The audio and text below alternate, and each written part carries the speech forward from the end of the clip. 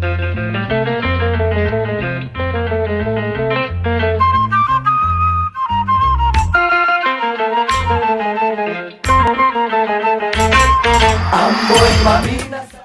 you introduce yourself? I'm Ram. What else I need to know? One half of Triple Noize. And my name is Shafi. I go by the name of F2, Mr. Chen, and we are from Triple Noize. How did Triple Noize came about, and when was that? And how did the three of you got together and form a rap group? Okay, started actually long time ago. Myself and Shafi is the one we knew during our school days, right? And then we had same liking for music and all that. And then we were in the underground hip hop scene in Singapore. And then somehow we wanted to work with Shafi's solo album, right? And then that is how the three of us came together, because Wadi was also doing his own thing, and then Shafi wanted producers. So the three of us, we were actually, for myself, I was into production first, music production first. So that is how actually Triple Noize came about, because Triple Noize was exactly a production team, not a rap group. So we actually wanted to become like a like a Neptune's, Poke and Tone, kind of like a collective lah. But along the way, I want to do my own solo, so I got the help of Rama and Wadi to produce for my album. But along the way, Talent Time came about, and then we joined Talent Time. So actually, going back a bit, I actually met Wadi during secondary school days, and then during that period also, I knew Rama through another friend who was from Eastview, and then from there we had a common liking for hip hop, and then it all started with a song to a group like Ice-T, Ice Cube, and then the whole West Coast influence, and then from there we became our common liking lah, and then we grew as friends, and then we started Triple Noize Outreach lah, like what Rama explained just now. What happened to Dusty D, or known as 1D? So after we finished our Noisy FM, the second album, Wadi has already joined the police force full time. So I think he set himself a different priority. He set among the three of us, he settled out first, and I think he chose to focus on the family and also his career lah, which is in the police force. So he left the group amicably, but we are still friends. So it's just that Rama and myself, we thought we should just keep going, and that's how it is until today lah. And that's actually how Wadi left the group lah. Yeah. So we heard that there's this new project that is coming soon, and so it will consist only of F2 and 1 rap only. Yeah, there's two of us, and of course we have a group of people who are involved in this special project also, and one of the main person is one of our producer, Sas. He's the one who's helping us with this project, and there's literally Triple Noize is two of us. We are not known as Double Noize, but still Triple Noize. Yeah. The first group to make hip hop mainstream in the 90s was Construction Site, Sheikh Haikal and Ashik, taking over rap music on Asia Bagus TV show. Then in 2001, Triple Noize won the Talent Time contest, and that was the era where hip hop was the most influential music and culture in Singapore. Did you guys believe that it's partly because of you guys that hip hop were making wave in Singapore? There's one correction. We did not win the Talent Time. Well, many people thought we should have won the Talent Time, but that is that. We came in second. But But the thing is that hip hop was already somehow a mainstream thing when Eminem took the whole scene into a different angle, and you know, and our first album came together with that also. So there was this is a double whammy, you can say, to elevate the entire hip hop movement. Yeah. Yeah. So I think when construction site won Asia Bagus long time ago in 1992, I think, if I'm not wrong, it sets a precedence for us to believe. So some of us, we start listening, and those of the other half of people in Singapore who have already started learning underground music, underground hip hop, have this self-belief that, you know, it is possible to be someone, or to perform on stage and to make something out of hip hop. So Tupac died, and then after that Biggie died, and then hip hop became slightly commercial. And then when we came in 2001, the belief became rekindled. So when it gets rekindled, everyone starts to believe. So answering to your question, we may not be the entire influential figure to influence or inspire the hip hop community, but we kind of like just make more people believe that it is possible.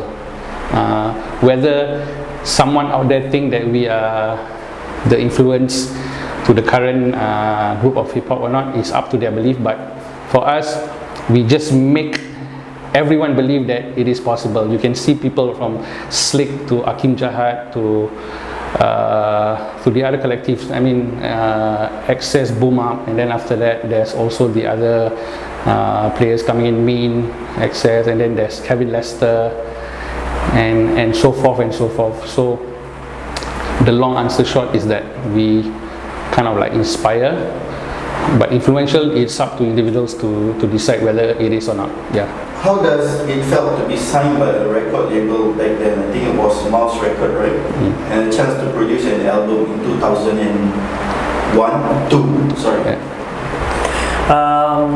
Getting signed by a record company, that's pretty huge, because at that moment of time, or let's rewind back there, we were already working on F2's solo album before anything could happen. Means I'm talking about before Talent Time or whatsoever. We were doing a DIY small album for F2 when he was when he wanted to do something. So that is where Triple Noize came about, to produce that sound for him, right? So when we came in second, and then Mouse Records got in touch with us, and then we got signed and all that. So it was work in progress in a very short period of time. It was so fast. Everything was being done because what we did is partial of what we were producing for him. Was everything was thrown into our collective project for Triple Noize, the group, right? So it was so fast. Everything was so fast. We were ecstatic, and we were very happy, lah. You can say that, yeah. Yeah. So I think it was everyone's dream to be signed to a record label, and then for us to be even signed to an independent record label, Mouse Records, then was a huge win for us, lah. And then of course then we would want to sign to Rap A Lot Records or Def Jam Recordings, but Mouse Records is considered like a big win for us. Plus the support that we got from the distribution deals that we are from signing with Mouse Records, we in the end, essentially we managed to reach higher grounds with Wardah Music Malaysia. I think we were the first one from Singapore. I think hip hop wise lah, we were the first one to got the distribution deal with Moana at that point of time. So it was quite a huge experience, and it's anyone's dream, and we managed to achieve that, so we were thankful. Yeah. F2, that's the D, and one to it. Be the one, brothers. Tequila spice, hot, nice, feeling right, sipping on Jose Cuervo. Down to see you one in Mexico, thinking all the big spot the night before. Yo, Matter Connect, and I connect dress in hard fabrics, the truth like hero. The corner mass and me, ran a scene, some machine. Come see all us all about the money, son. And that's the only reason. I never knew money like this in the palm of my hand till I meet the man with back. After all those recording and launching of the album, and you know, it was on the market and stuff, and then honest question, were you guys like hood rich or getting rich after selling all the album on the market? Who'd reach? So first. So I think we everyone makes mistakes in their life lah. So I think it was eye opener for us. So our initial plan was just to make music lah. So when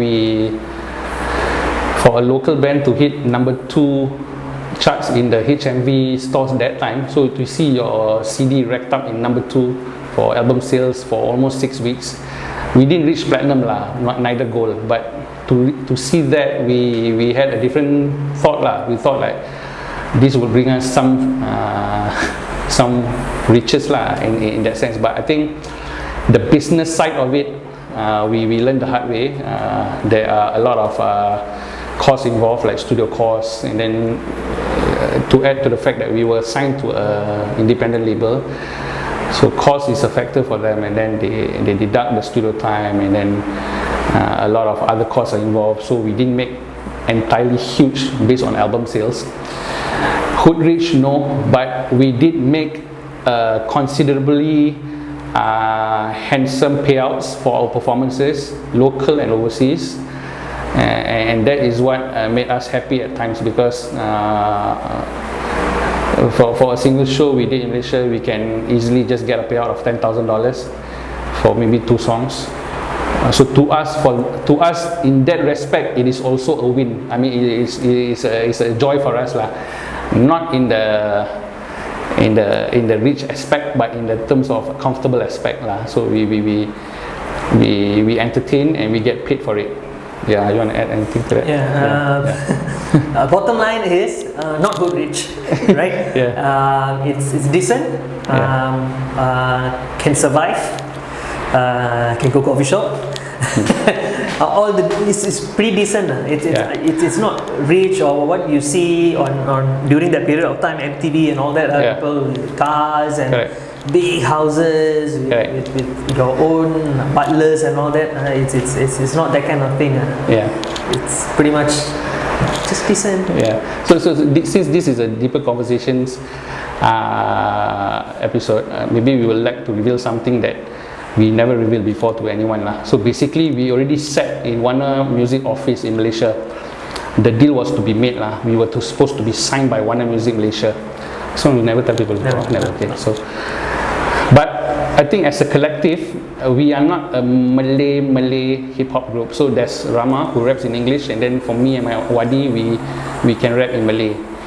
So collectively, we decided that okay, this is not for us. Although it was clear enough that from a distribution deal that we had with Warner wanted to sign us,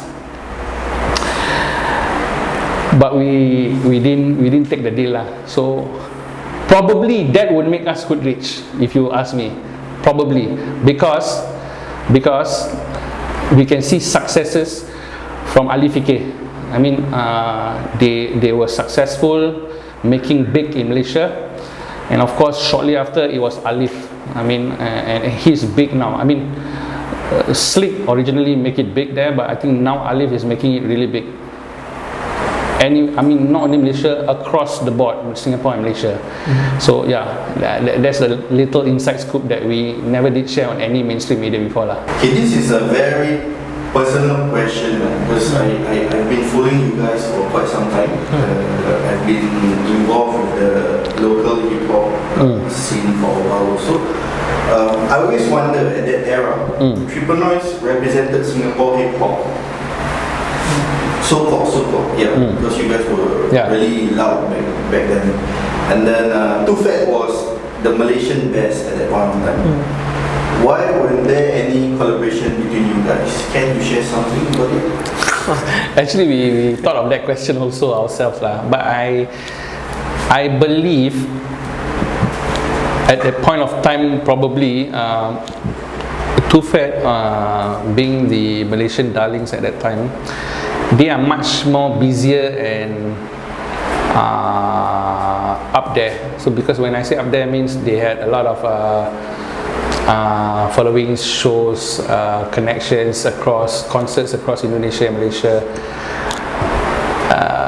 No beef between us whatsoever. I mean, even in their third album launch, 360, we were invited for their party. We actually talked with them as friends, but there was no mention about collaboration or featuring. We never spoke about collaboration or anything. I think that's a good question, but on why we didn't do it, I pondered the question myself. I think probably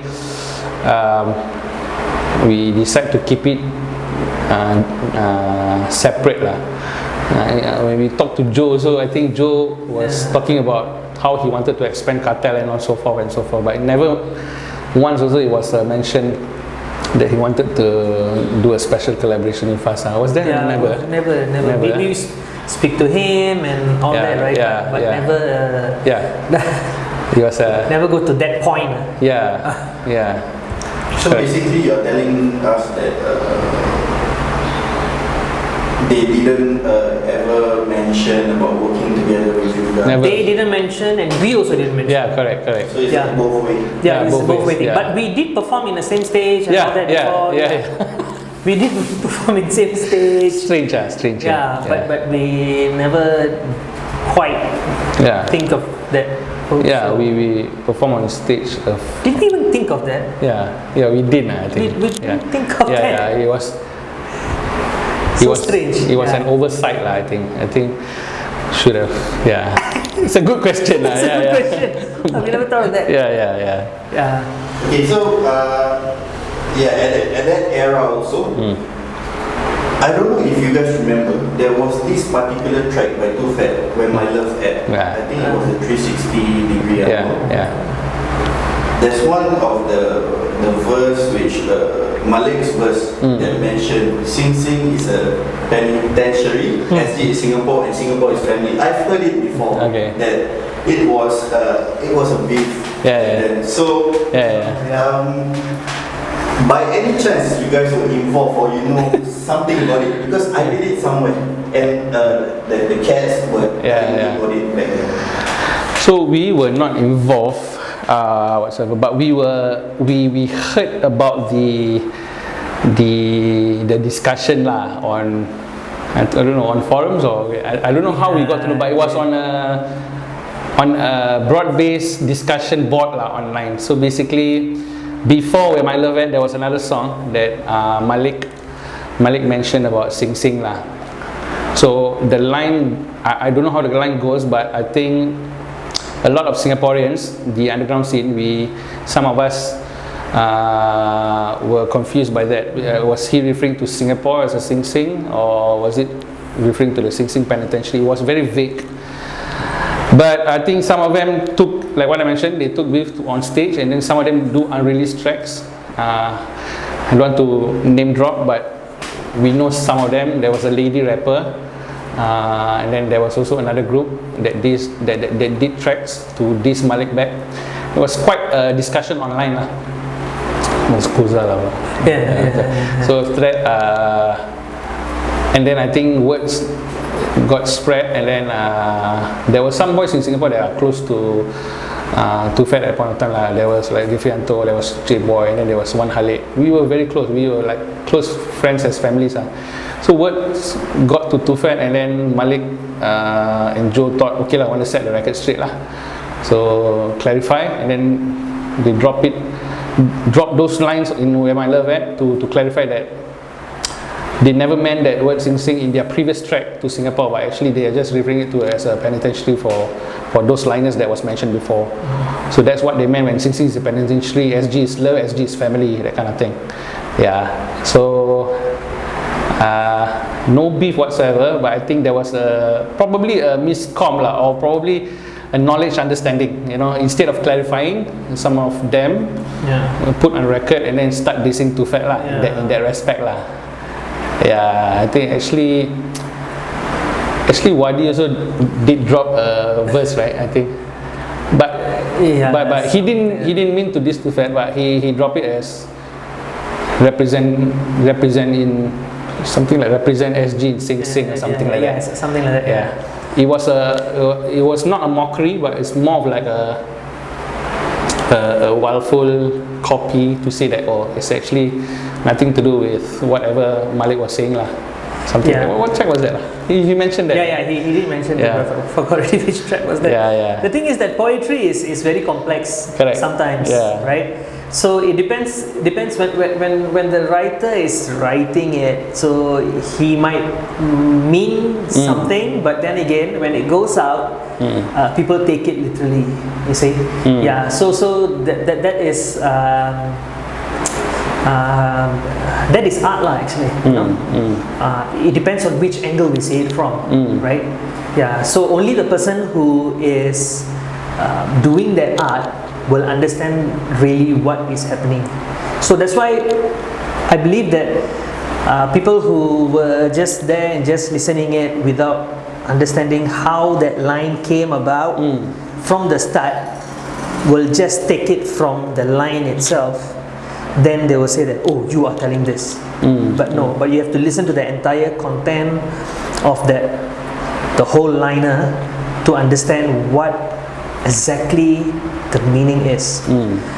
So that is how actually beef is born. After that, not necessary. Time was laugh and shine. Remember back, hip hop was all a storyline. Remember back, when success and struggle behind. Remember when they rocked the crowd at point of time. Yo, chick check, don't go oldie. Chick check, room by the funky. Did you ever think that rap could reach finals on TV? Holy Jose too lovely, dancing with Coco Honey. Triple Noize, we won't stop. You see, we wouldn't be together. We heard that is something fresh that is cooking up. Can you guys tell us more about what's the upcoming project? Okay, so we are planning the final album. It's called The Grand Finale. But on music streams, we are releasing it on a song per song basis. The first single is coming out on the 1st October. Stay tuned for it.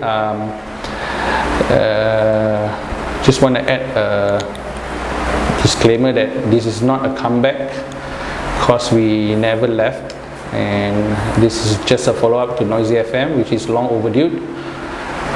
We apologize for the delay, and we really hope you enjoy this project, because we are working with a new producer called Sas. Sas is a very talented guy.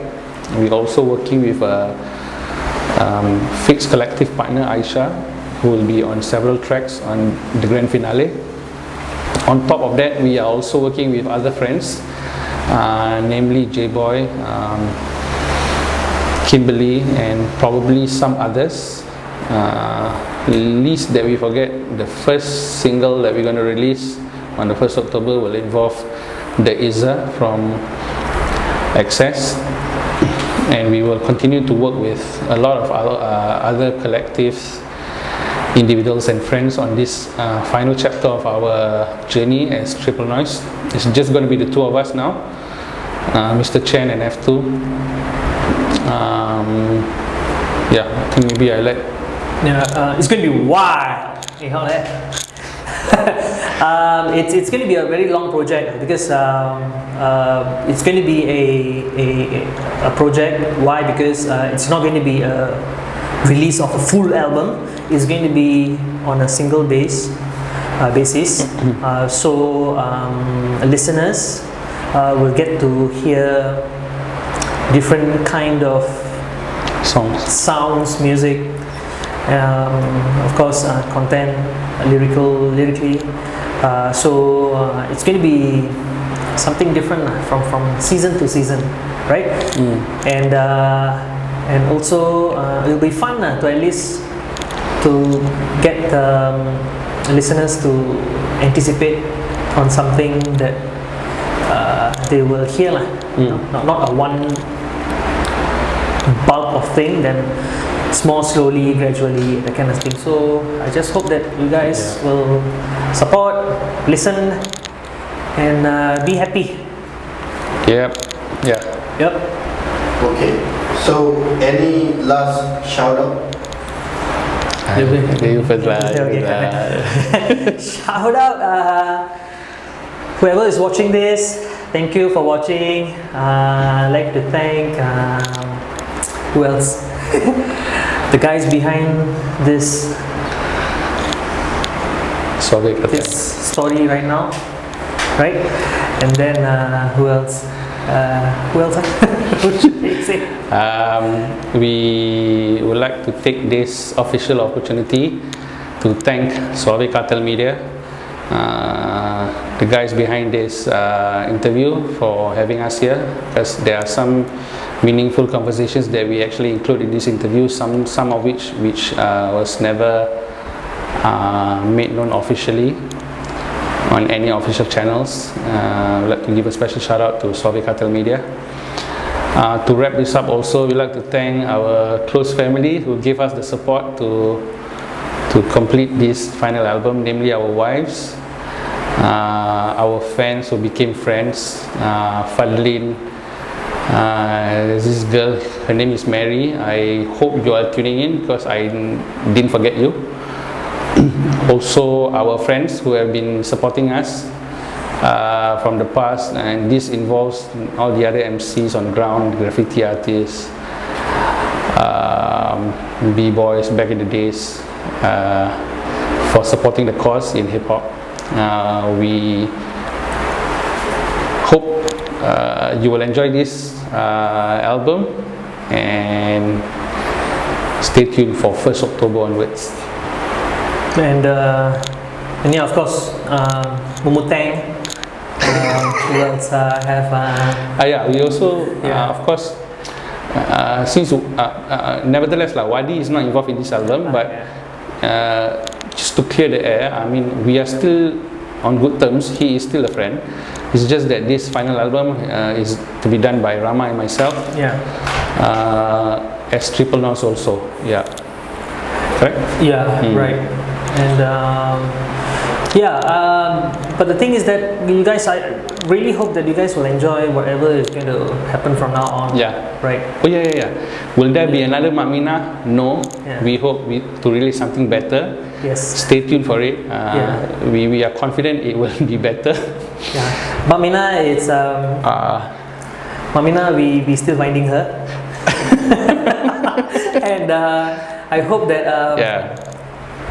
Minah 2.0 will be better. Yeah. It is still appealing to the masses, from the young to the old. Yeah. We hope to release that sometime next year between January to June. I really hope you guys stay tuned for it. Right. And there'll be other singles along the way love songs. Yeah, this particular project is very personal actually. Yeah, it's a very personal project. Yeah. And because it's literally it's curtain calls. Yeah. That's it. We have to move on, right? Yeah. Because all the new artists and new rap people are coming in, so let them Correct. proceed lah, you know. Correct. Yeah, and yeah lah. That's. Yeah, I think that's about it lah. Anyone else we read? I think that's about it lah. Yeah. Bukan aku beranakkan engkau semua, bukan kita ambil kredit, tapi TN beri makna. We are so surprised that we have come this far with rapping for 10 Time 2001. What up, man, for 10 Time? We have proven the point that rap is not limiting, and it has been around for quite a long time. It has been a very great influence for our